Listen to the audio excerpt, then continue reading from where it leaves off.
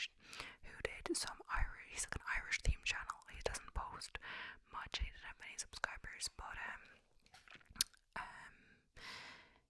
yeah, which is interesting. I didn't think that would be a thing, but yeah, so just sorry for any mispronunciation, even though I'm Irish. I'm not fluent at all, and my pronunciation will be really bad, so you probably won't be able to understand just from me whispering. And I guess there won't be a worry about me talking too fast, hopefully, except for the English portion, because I'll be slow at reading in different languages, you know. So I think I'll do like 10 minutes of each one, or like not a chapter of each, because you won't get through a full chapter, I don't think.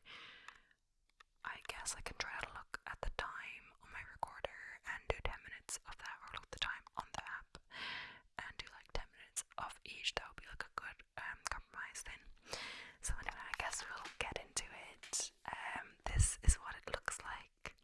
This is the only one I actually have a hardback of, and it's interesting because some of them, like comparing, this is the German one. It looks really big. And this is the French one. I think it looks like the smallest. It's crazy. And it's like the same book, you know. It's not like different books. So the German one has like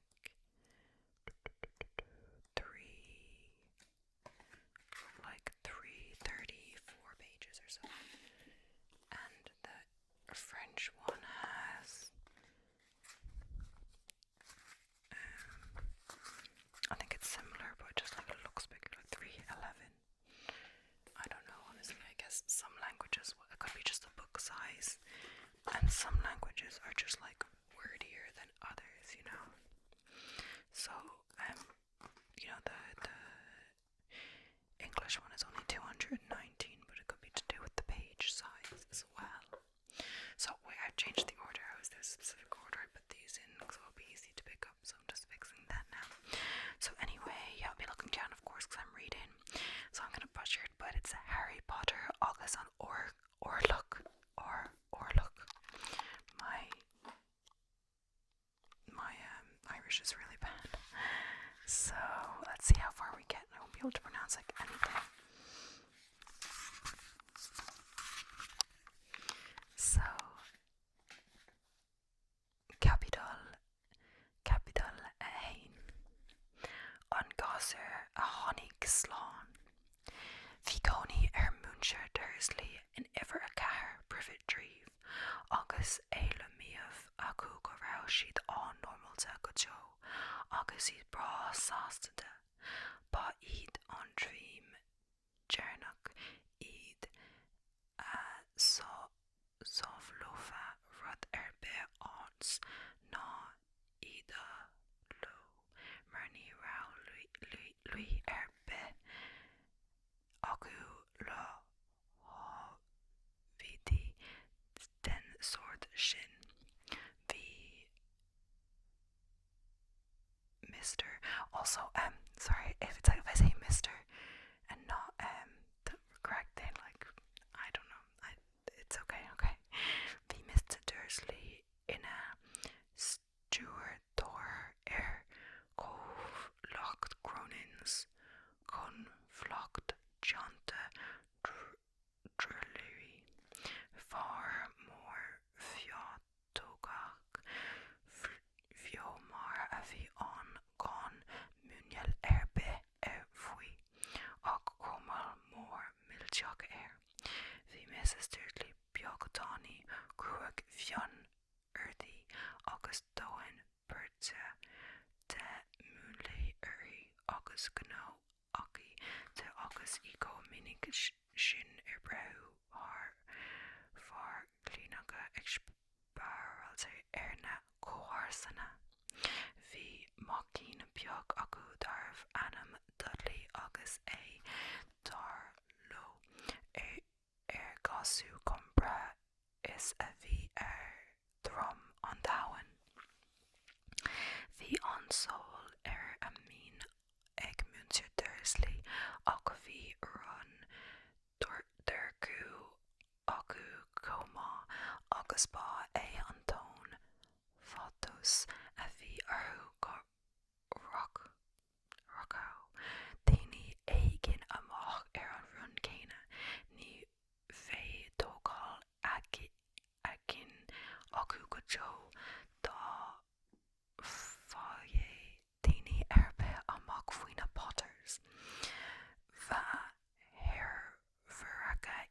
Monsieur Dursley agus Mrs. Potter ach bhí sé ná blianta fada ó casa ar a chéile iad le fearní fá gannach le Mrs. Dursley lígin arthú nach rá ein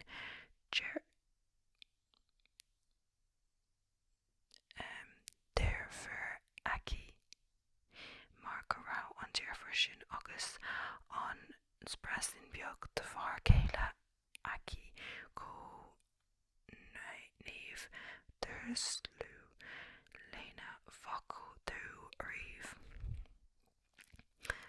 cin crith ar agraí ag na Dursleys aon uair a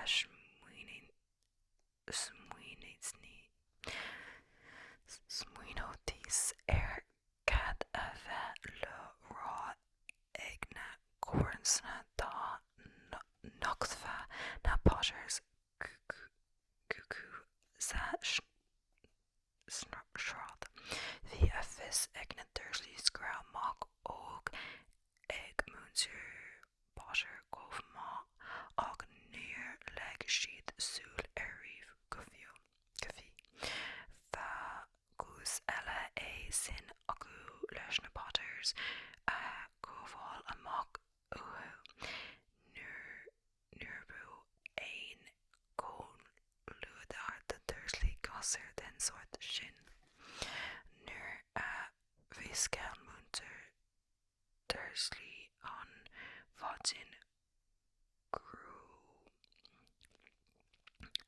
grúma mát úd mar a thuiseann an scéal seo aga ní feadh ar an spéir modéire amuigh go raibh rudaí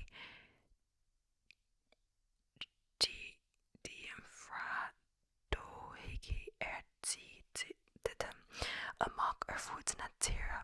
Bhí Mr. Dursley ag dodán dó féin agus é ag róniú an crabat ba néin phléiclá aga aige le dúil an ag obair agus Mrs. Dursley ar sásta ag gaibreacht agus ag strolacht le Dudley ag iarraidh é a seochrú sa ghirard agus gach aon scráid as an Dudley céanna. Níor thug daoine ar bith acu faoi deara an dúlmhan mór don ag eitill thar an bhuineog.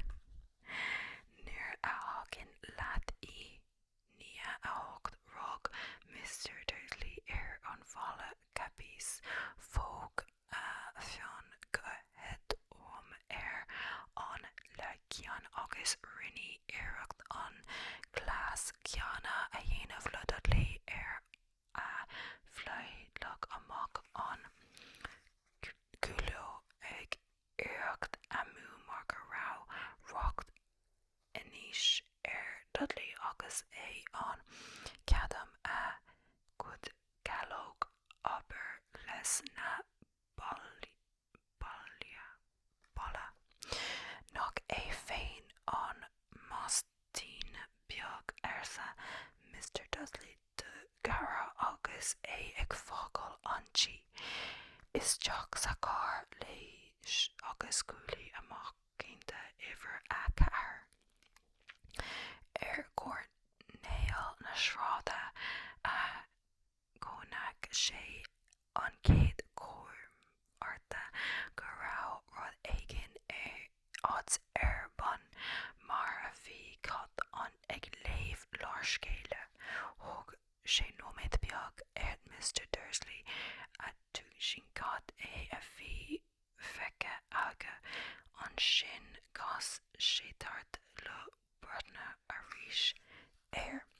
Bhí cad riamh ina sesin ar Cornell Brevet Drive ag lárscéal na rion scéal ní rá le fécal cad ad hágnig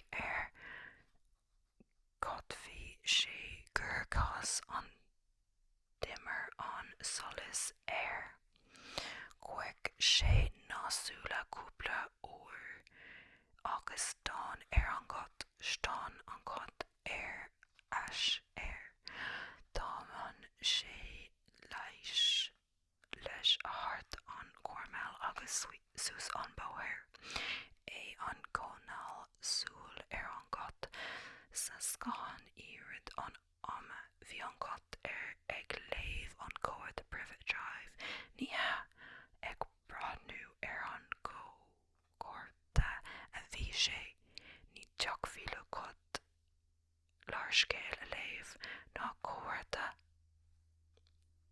Cra Mr. Dursley sús an féin agus chur an cad as an ceann agus ag túntáid í dro an bhaile mór ní rá ní riamh an áirt acu an tóirtú mór trúla a rá sé agsú leis an lá sin ach email an bhaile bhí rud eile a chur na trúla as a éigean agus é gafa nach dralam tráchta na mátaine dáantain sé go rá cuid mór daoine sa timpeall agus éadaí ostéige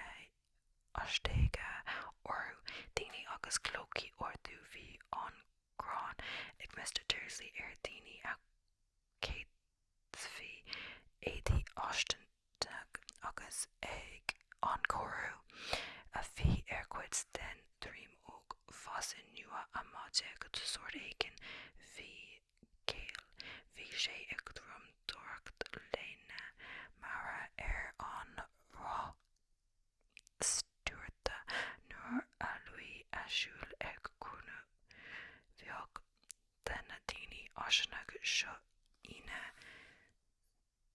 seo faoi cúpla cúsamtia. Okay, I think that should be about 10 minutes of the Irish one. That only got me 2 pages literally, so you can't say I'm talking too fast in this one. Hopefully.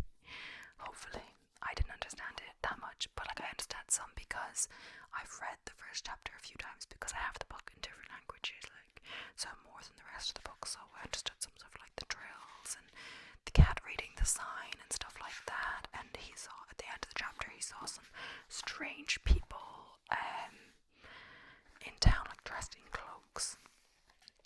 So next we have at the German one, Harry Potter und der Stein der Weisen, and I'm gonna just take a little drink of water because talking like that in different languages is hard.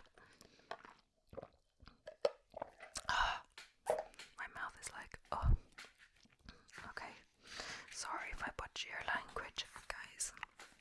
So eine Juna überlebt. Yeah, so it's just that I've seen other people do like read it in different languages or lots of different languages. Like some of them are like a really high number, like so they can't actually speak them all. But some people they've written in 5 languages. Maybe they speak 5 languages. I don't know. But some of them it's like a lot like reading different things. Maybe they practice more than me. But sorry. Oh well. Eine Juna überlebt. Herr und Frau Dursley im Lig- und Stoffweg Nummer 4 waren stolz darauf, ganz und gar normal zu sein. Sehr stolz sogar. Niemand wäre auf die Idee gekommen, sie konnte sich in eine mehrwertige und geheimnisvolle Geschichte verstricken, denn mit solchem Unsinn wollte sie nichts zu tun haben. Herr Dursley war Direktor einer Firma namens Grunens, die Bohrmaschinen herstellte. Er war groß und bullig und hatte fast keinen Hals, dafür aber eine sehr große Schnurrbart. Frau Dursley war dünn und blond und besaß Welt so viel Hals wie notwendig gewesen wäre, was allerdings sehr nützlich war, denn so konnte sie den Hals über den Gartenzaun recken und zu den Nachbarn hinüberspähen. Die Dursleys hatten einen kleinen Sohn namens Dudley und in ihren Augen gab es nirgendwo einen praktischeren Jungen. Die Dursleys besaßen alles, was sie wollten, doch sie hatten auch ein Geheimnis, und dass es jemand aufdecken konnte, war ihre größte Sorge. Einfach untäglich wäre es, wenn die Sache mit den Potters herauskommen würde. Herr Potter war die Schwester von Miss Dursley, doch die beiden hatten sich schon seit etlichen Jahren nicht mehr gesehen.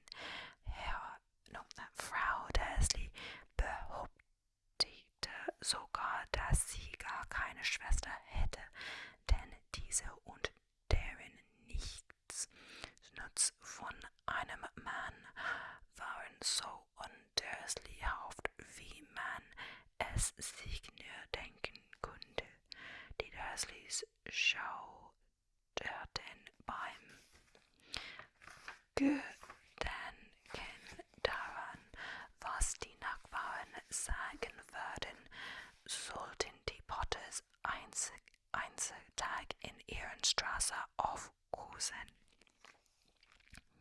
Die Dursleys wussten, dass auch die Potters einen kleinen Sohn hatten, doch den hatten sie nie gesehen.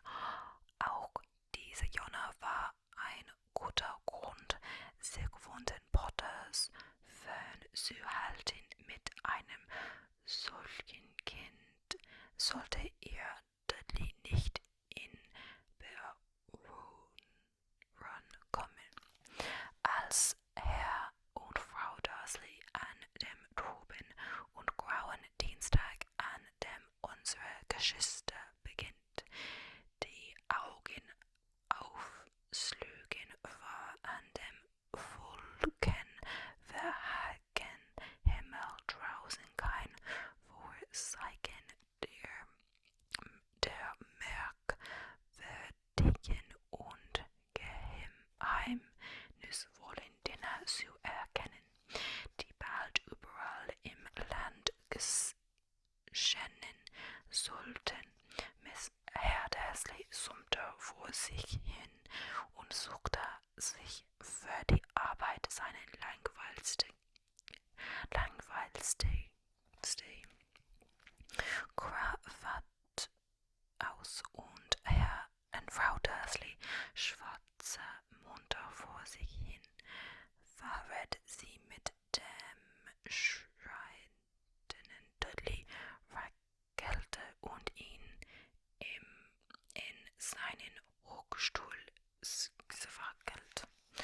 Keiner von ihnen sah den riesigen Waldkauz am Fenster vorbeifliegen. Um 8:30 griff Herr Dursley nach der Augentasche, gab seiner Frau einen Schmatz auf die Wagen und versuchte es auch bei Dudley mit einem Abschiedsgruß. Der ging jedoch daneben, weil Dudley gerade einen Wundanfall hatte und die Wände mit seinem Haferbrei bewarf.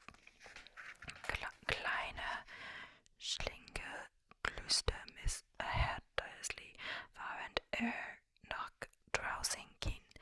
Er setzte sich in den Wagen und fuhr rückwärts die Einfahrt zu Nummer 4 hinaus.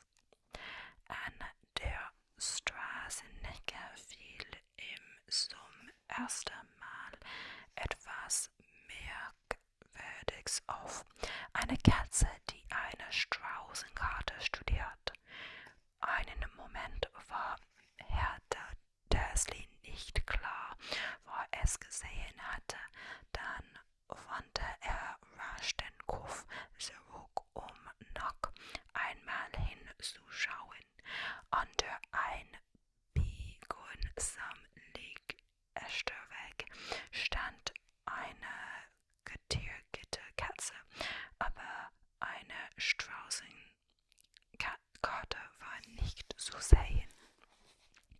Woran er nie wieder gedacht hatte, das musste eine Sinnstauson gewesen sein. Herr Dursley blinzelte und starrte die Katze an. Die Katze starrte zurück. Während Herr Dursley um die Ecke bog und die Straße entlang beobachtete er die Katze im Rückspiegel. Jetzt las sie das Schild mit dem Namen linkester Weg. Nein, sie blickte auf das Schild. Katze konnten weder Karten noch Schilder lesen. Herr Dursley gab sich einen kleinen Ruck und verjagte die Katze auf seinen Gedanken. Während er in Richtung Stadt fuhr, hatte er nur noch den großen Auftrag für Baumaschinen im Sinn, der heute hoffentlich eintreffen werde. Doch am Stadtrand werden die Bohrmaschinen von etwas anderem aus seinen Gedanken verdrängt. Er saß im üblichen morgendlichen Stau fest und konnte nicht umhin zu bemerken, dass offenbar eine Menge seltsam gekleidet Menschen unterwegs waren, Menschen in langen und weiten Umhängen. Herr Dursley konnte Leute nicht ausstehen, die sich komisch anzogen, wie sich die jungen Leute ausputzen. So that's the German one, about 10 minutes. It's funny because I got onto like page 3 in this one, and maybe like nearly halfway through page 3, but even though the other one was just page 2, I got to about the same point. Mr. Dursley is like noticing the people strangely dressed in town after seeing the cat read the sign. So it's interesting. So let's see. That was notably a bit easier to read. I just done maybe more words, but same gist. It felt a bit faster to read, but then again I got about the same point story-wise. But then again, maybe German is more wordier and it takes longer to get the point. Who knows? So the third one is Harry Potter à l'école des sorciers. Yeah, we'll see where I get to in this one. And this is the last one in a foreign language. Then I just have English, which will be much easier. So what's Mr. and Miss? Oh yeah, Monsieur et Madame, or Mademoiselle. I think I'm just gonna say Madame if it's wrong. I don't know. So le survivant. Monsieur et Madame Dursley, qui habitent au 4 Privet Drive, avaient toujours affirmé avec le plus grande vérité qu'il était parfaitement normal. Merci beaucoup. Jamais quiconque n'aurait imaginé qu'il puisse se trouver impliqué dans quoi que ce soit d'étrange ou de mystérieux. Il n'avait pas temps à perdre avec des honnêtes. Monsieur Dursley dirigeait les Grunnings, une entreprise qui fabrique des perceuses. C'était un homme grand et massif qui n'avait pratiquement pas de cou, mais possédait en revanche une moustache de belle taille.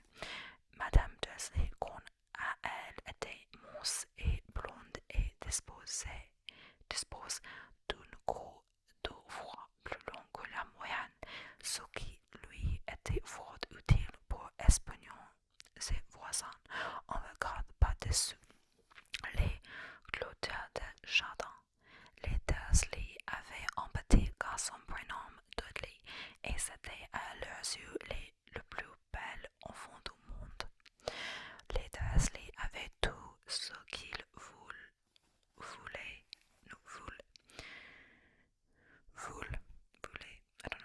la seule chose indésirable qu'ils possèdent, c'était un secret dont ils craignaient plus que qu'on le découvre un jour. Si jamais quiconque venait à entendre parler de Potter, il était convaincu qu'il ne s'en remettait pas.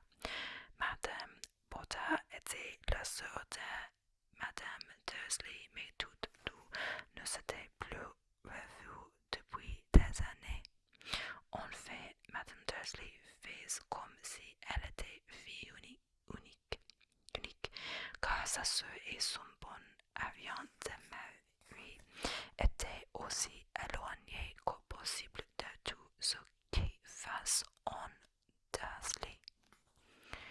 Les Dursley tremblaient d'épouvante à la pensée de ce qui dérirait. Les voisins si par malheur, les Potter se montraient dans la rue. Ils savaient que les Potter aussi avaient un petit garçon, mais ils ne l'avaient jamais vu.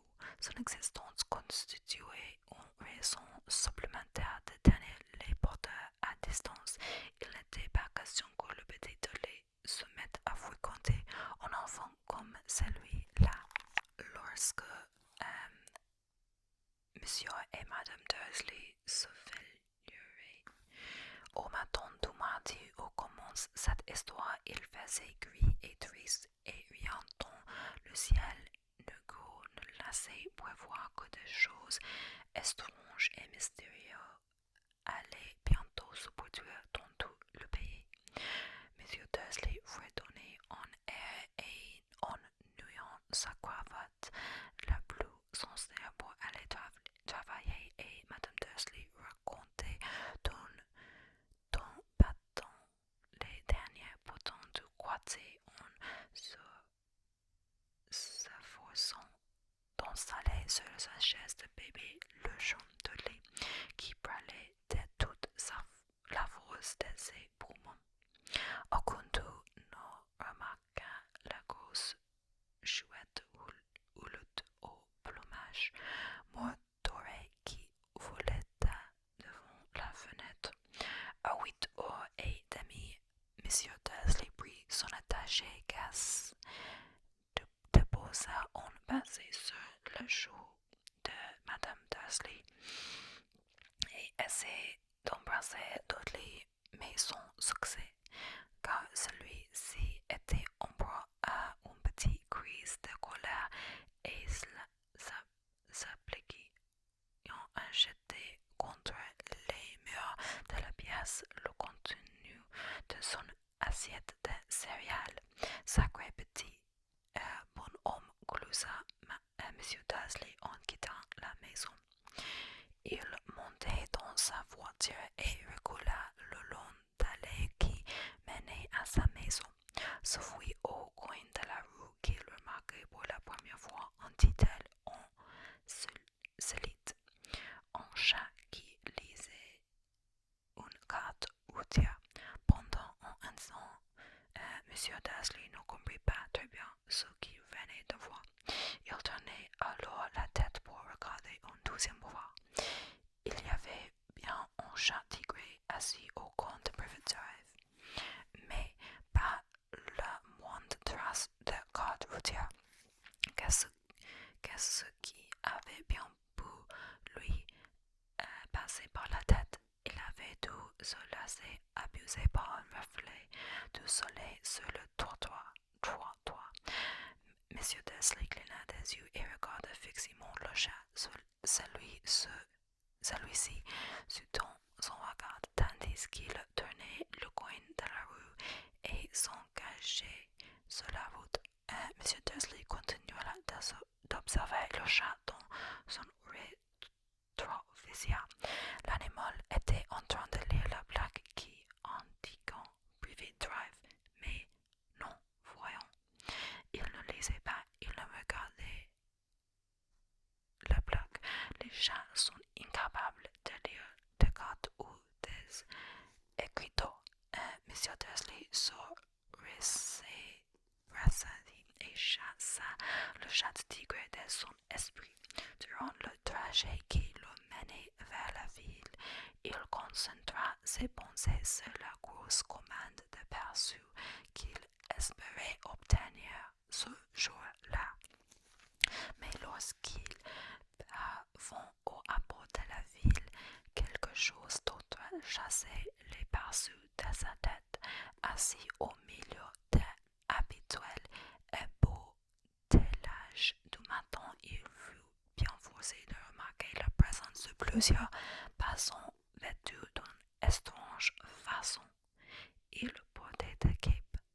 Monsieur Dursley ne supportait pas des gens qui s'habillent d'une manière extravagante. Les jeunes avaient parfois des accoutrements. Il pensait qu'il s'agit d'une nouvelle mode particulièrement stupide. Il binocota sur le volant de sa voiture et son regard rencontra un groupe de ces olivrises qui se chutotaient des choses à l'oreille d'un air surexcité. Monsieur Dursley s'arrêta en voyant que deux entre eux n'étaient pas gens du tout. Cet homme là-bas, c'était sûrement plus âgé que lui, ce qui n'empêchait pas de porter une cape verte émeraude. Quelle impudence! Monsieur Dursley pensa alors qu'il devenait y avoir une animation de roue. Ce jeune était probablement là pour collecter de l'argent au profit d'une œuvre quelconque. Ce ne pouvait être que ça. La fille de voiture se remit en mouvement et quelques minutes plus tard, M. Dursley se rangeait dans le parking de la Grenins. Les perçus avaient repris leur place dans ses pensées, dans son bureau du 9e étage. M. Dursley s'asseyait toujours dos à la fenêtre. So that's the third one. I got to the end of page 3 and I got a little further than the other ones story-wise, but I'm not sure if I may have added a few minutes there. I'm not sure because on my app I had to stop it and restart. I'm not sure exactly when I started, but yeah, we're getting there. We're getting through it. We just have the last one, Harry Potter and the Philosopher's Stone in English. It's called like the Sorcerer's Stone in the US, but the Philosopher's Stone elsewhere. So, yeah, I'm not really sure why it's a different name, but, you know, J.K. Rowling, I think, named it Philosopher's Stone. She's English and everything. So, chapter 1, The Boy Who Lived. The Boy Who Lived. So, I'll just check where I have to stop, yeah. Okay, The Boy Who Lived. Mr. and Mrs. Dursley of number 4 Privet Drive were very proud to say they were perfectly normal. Thank you very much. They were the last people you'd expect to be involved in anything strange or mysterious because they just didn't hold with such nonsense. Mr. Dursley was the director of a firm called Grunnings, which made drills. He was a big, beefy man with hardly any neck, although he did have a very large moustache. Mrs. Dursley was thin and blonde and had nearly twice the usual amount of neck, which came in very useful as she spent so much of her time craning over garden fences, spying on the neighbours. The Dursleys had a small son called Dudley, and in their opinion there was no finer boy anywhere. The Dursleys had everything they wanted, but they also had a secret, and their greatest fear was that somebody would discover it. They didn't think they could bear it if anyone found out about the Potters. Mrs. Potter was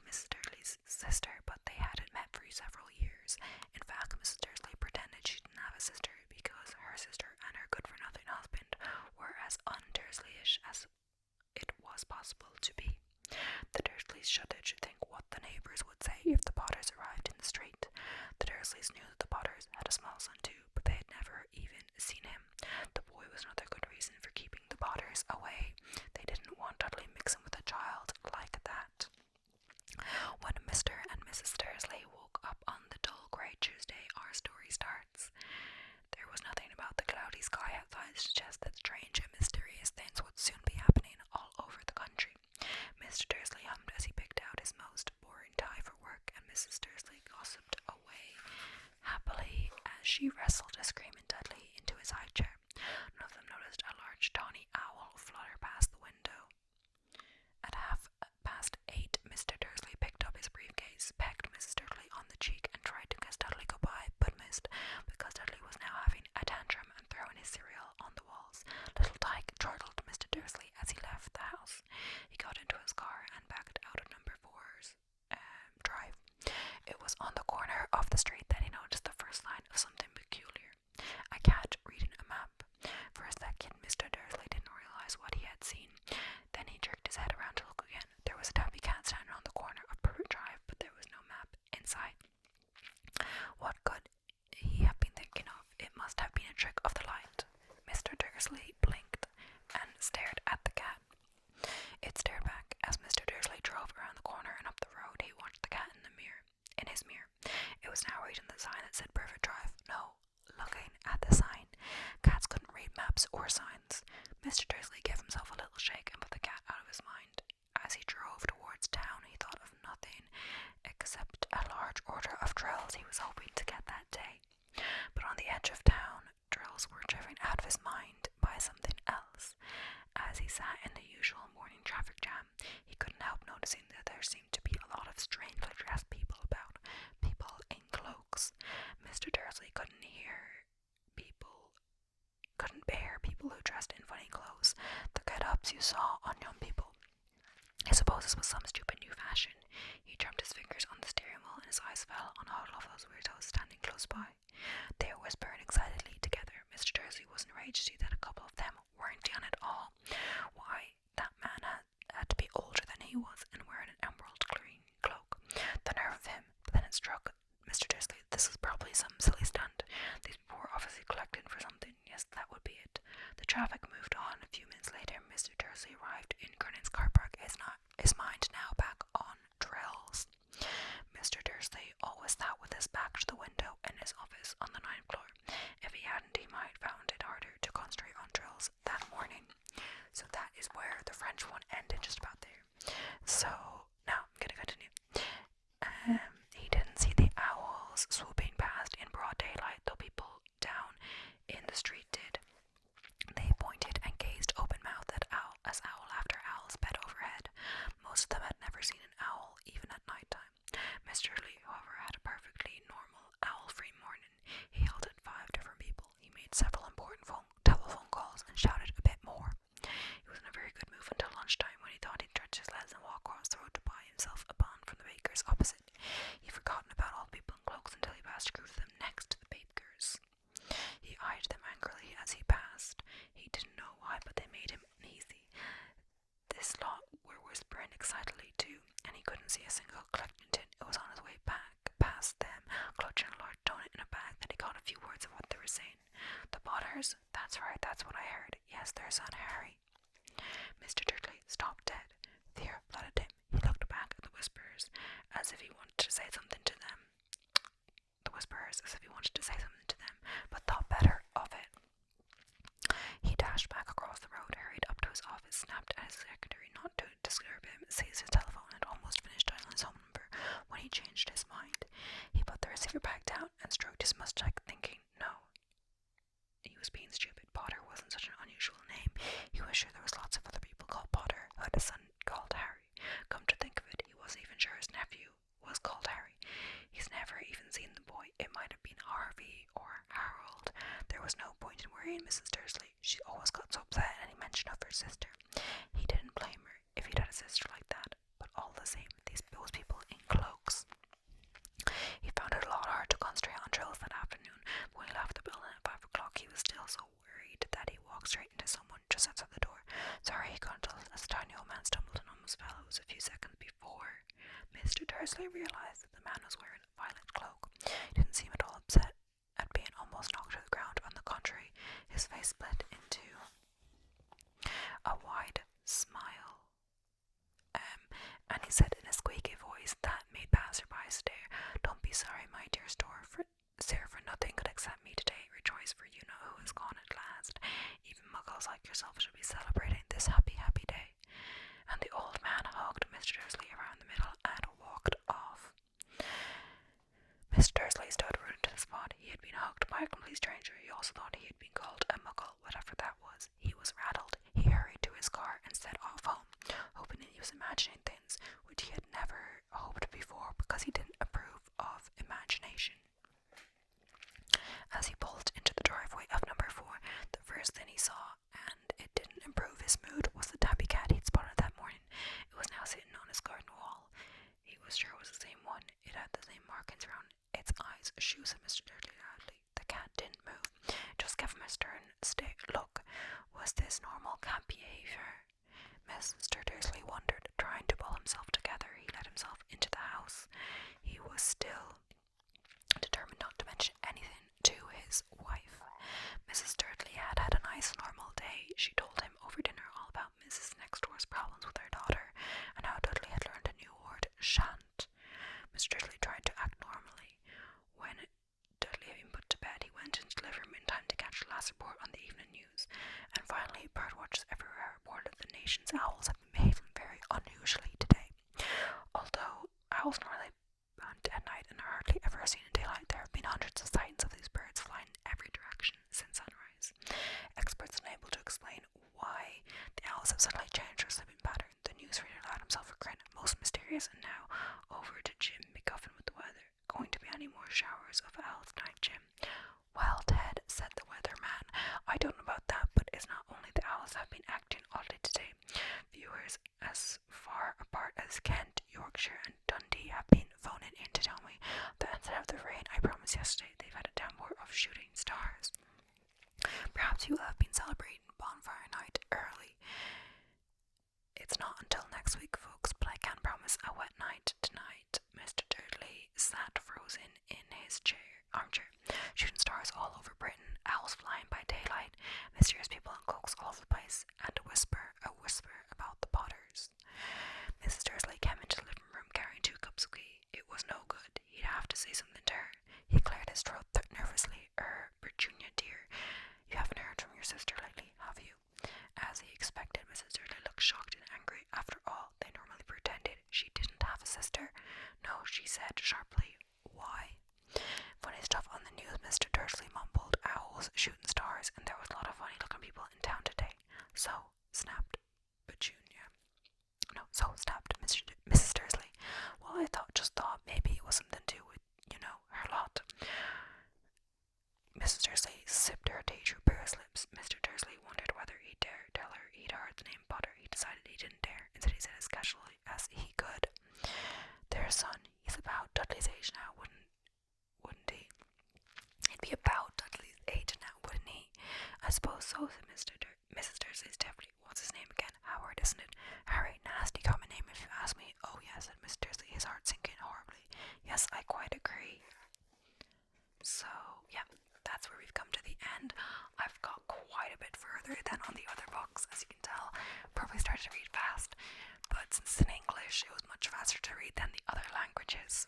But yeah, it was interesting for sure. I think I did them in the right order, like I did from hardest to easiest for me. So Irish being the hardest, then German, then French, then English. And I kind of understood, even in the Irish, I understood a good bit, but it's probably because I've read the start of the chapter, because I have these books and I kind of want to use them for language learning. I've read the first chapter a few times. But anyway, I hope you enjoyed it. I hope it was entertaining.